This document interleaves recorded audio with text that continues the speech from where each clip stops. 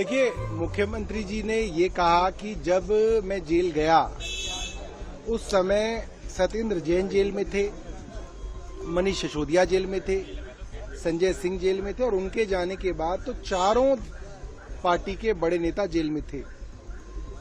ऐसी स्थिति में अगर एक परिवार भी होता है और उसका मुखिया नहीं होता तो आपस में जो भाई भाई होते हैं उनके झगड़े शुरू हो जाते हैं प्रॉपर्टी को लेके, जमीन जायदाद को लेके।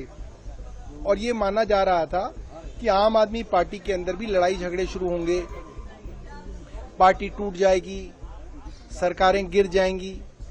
मगर इसके विपरीत अरविंद केजरीवाल जी के जाने के बाद जिस तरीके के सब लोग एक साथ आए और उन्होंने पूरे देश के अंदर एक नैरेटिव बदला।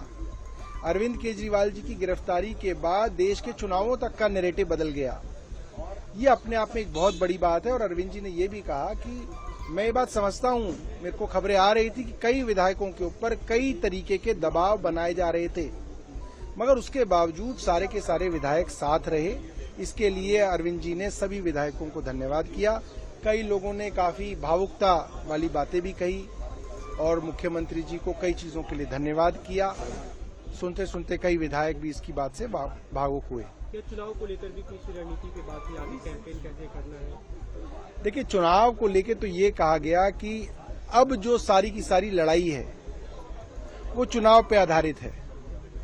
आपके साथ जो भी हुआ उस सब का जवाब आपको वोट से देना है और हर विधायक को लग जाना है कि किसी तरीके से भी सारी सीटें दिल्ली की जितानी है। एक दूसरा मुद्दा है सर, कल जो सीएम ने प्रधानमंत्री कुंभ को लेकर जो बात की थी, 75 साल की तरह की सीमा उन्होंने तय कर रखी है, उस पे रिप्लाई आया गृह मंत्री अमित शाह का। उन्होंने कहा कि ऐसा बीजेपी के कानून में, बीजेपी के संविधान में ऐसी कोई बात नहीं लिखी गई है और देश भर के लोग चाहते हैं कि नरेंद्र मोदी प्रधानमंत्री बने रहे। अब देखिए, इस विषय में तो मुख्यमंत्री जी आज क्या कहते हैं प्रेस कॉन्फ्रेंस करेंगे, तो आप उनसे सवाल पूछ सकते हैं।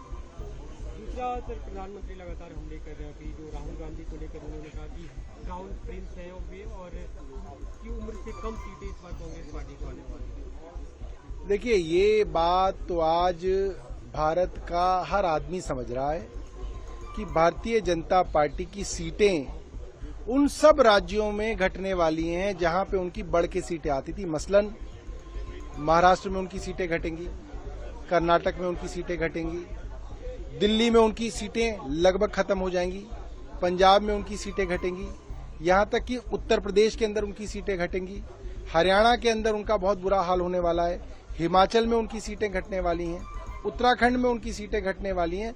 कुल मिला के जितने भी स्टेट्स में उन्होंने लगभग 100% या 90% का प्रदर्शन किया था, उन सब राज्यों में सीटें घट रही हैं। भारतीय जनता पार्टी एक कोई राज्य बताए जहां पे वो कह रहे हैं कि हमारी सीटें बढ़ेंगी, कोई एक राज्य बताएं। एक राज्य नहीं है जहां उनकी सीटें बढ़ रही हों। लिहाजा उनका जो सीटों का आकलन लोग कर रहे हैं वो लगभग 200 से 220 के बीच में कर रहे हैं।